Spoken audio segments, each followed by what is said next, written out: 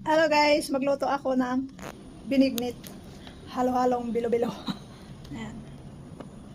Ayan guys, saging, gabi, tapos kamuti. Nag-iba yung kulay ng kamuti. Tapos glutinous rice, coconut, tapos sago.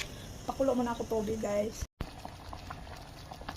Ayan, nagpakulo ako sago. Ilagay ko na yung kamuti, gabi, saging. Ilagay ko tong glutinous rice na may food coloring, obi. Yan.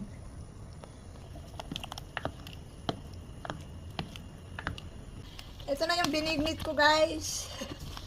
Ayan. Ilipat ko sa kawali. Ito yung lunch ko. Saka dinner. Wow, di sa tayo magkain ng kanin. Ito yung lunch ko at dinner. Buong araw akong hindi nakain ng pagkain. Ito lang.